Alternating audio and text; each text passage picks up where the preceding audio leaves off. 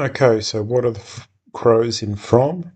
To understand what the crows are in From, you have to understand who the people are who get drawn into From, whose cars come across the log across the road and end up driving around in a loop and can't escape the town. These people are the original souls, the descendants of the original souls who sacrificed the children and created Fromville, which is the little bubble where time stands still, where they experience immortality. So what happens is when their souls, when they die in Fromville, their souls go into the crows. The number of crows corresponds to the number of monsters. The monsters are actually the last incarnation of the people that were drawn in there. So they don't want to kill them. That's why Boyd is spared. That's why Randall is spared. And probably a few other people are spared because they are in fact them.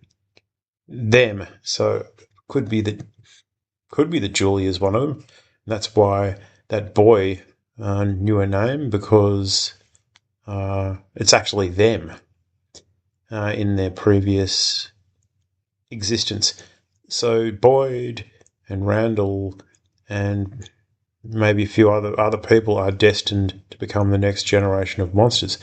In the in-between phase, they'll be in the crows. So if they die, they go into the crows.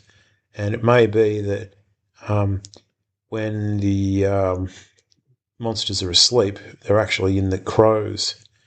And that's why when these people come in, are drawn back in, they're all surrounding them when at the point where they get drawn in. Whether it's that's part of the loop. Yeah. So that's what the crows are in the intro. There's a picture of a crow transforming back into a monster. That's who the crows are.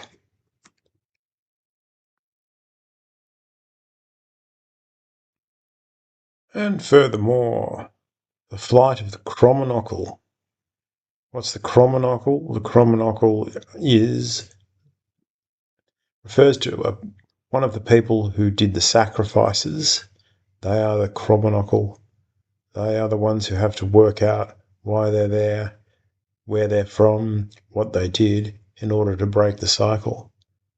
Isn't it telling that they turn into these birds and that are transformed into the monsters as part of the eternal life cycle?